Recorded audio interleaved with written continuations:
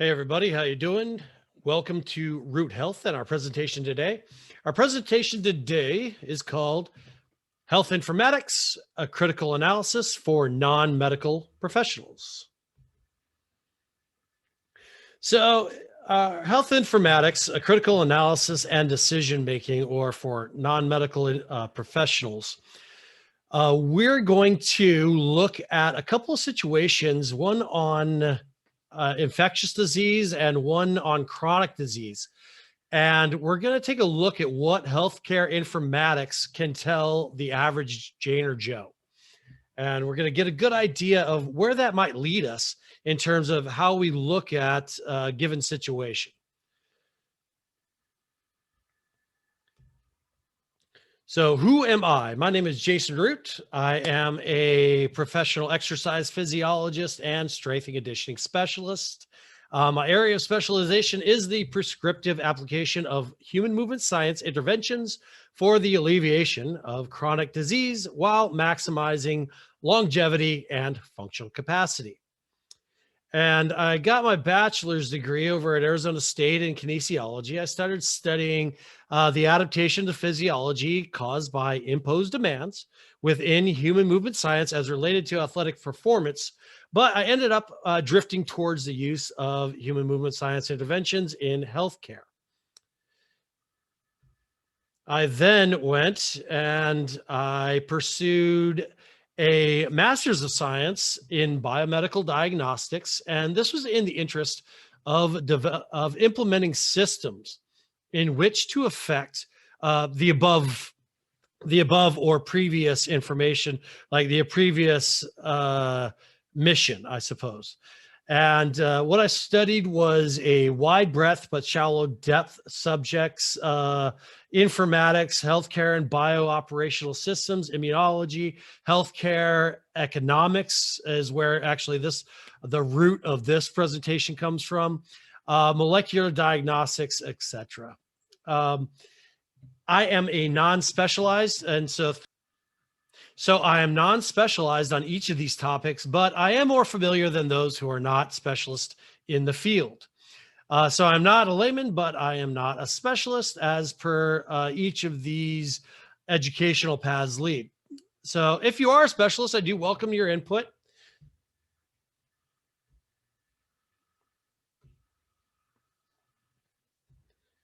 All right, why this video? Well, I was in a healthcare informatics class in college in my master's degree in 2015, and I was on a forum. The topic of the forum was to take the effect of a past disease and estimate the impact if it were to occur today. I chose the Hong Kong flu of 1968. For our purposes here, I have expanded on this topic to relate to the year 2018. And the purpose that I have of reimagining this topic, I thought that maybe with so much confusion out there today, that one may gather an interesting perspective from analyzing another similar situation.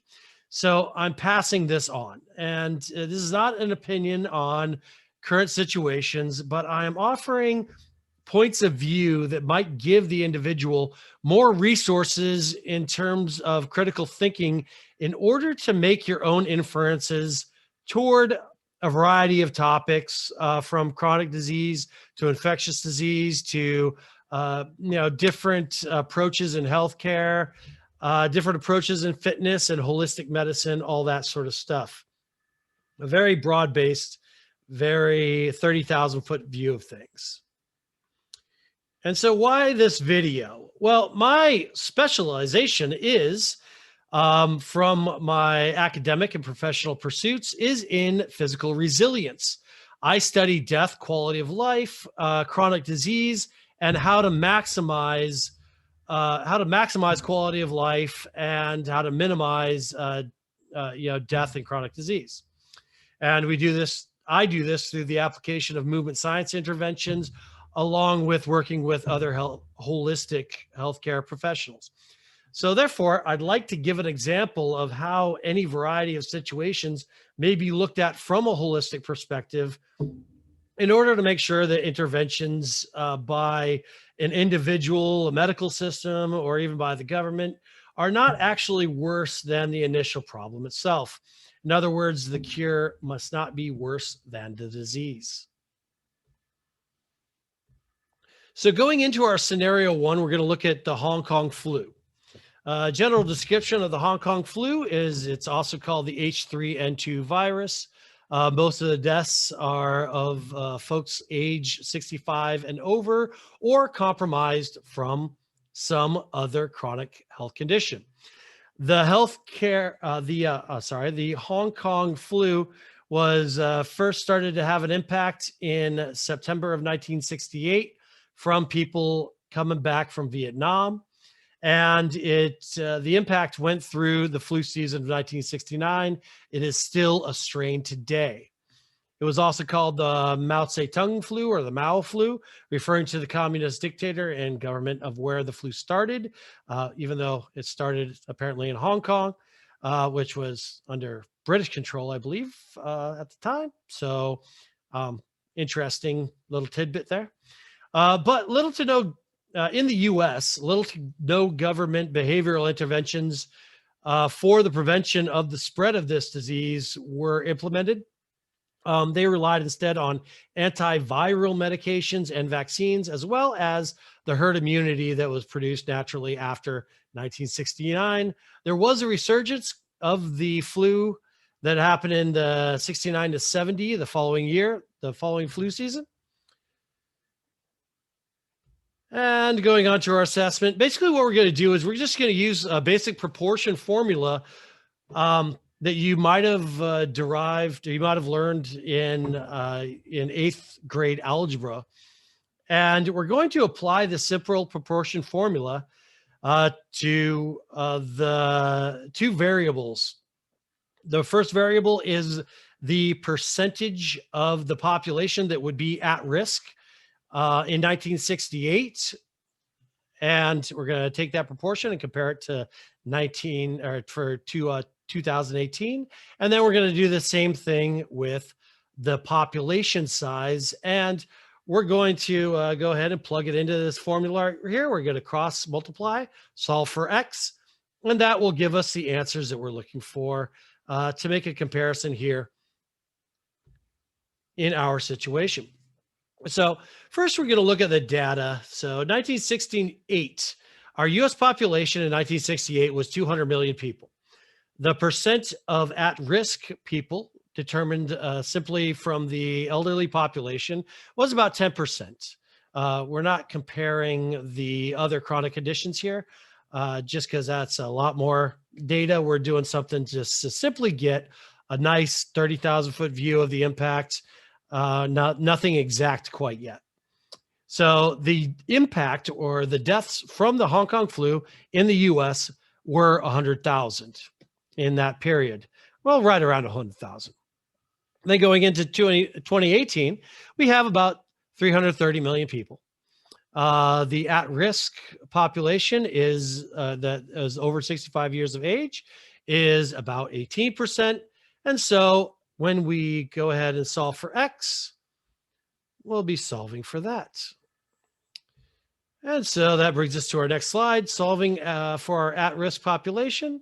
Our number of deaths in 1968 is our A, our B is our elderly population, our Z in our formula there is our at-risk population in 2018, and our X is our expected number of affected people in 1968 using our at-risk population from 2018. And what we come up with after cross multiplying and solving for X, we come up with 180,000, which you probably could have done in your head. Looking at 10%, 100,000, and 18% would yield, well, 180,000.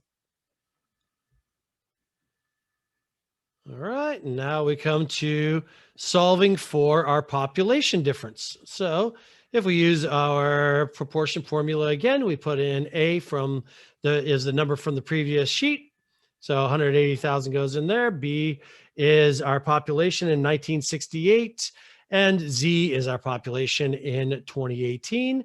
Then We have our x is going to be cross multiplied and solved for, and what we come up with is 297,000. So that is our predicted effect of the Hong Kong flu if it were to occur in the circumstances of a 2018 situation. And so our conclusion here is of our first portion of this presentation is that using simple algebra as a skill can give us a quantitative perspective on how we as individuals or as an overall population consider the potential impact of certain situations in order to make decisions. So this broad data can help create a picture that we use in decision making. Thank you very much, and I hope to see you in our next part of this presentation, part 2, to where we'll go through chronic condition data and how we might analyze that. Thank you very much.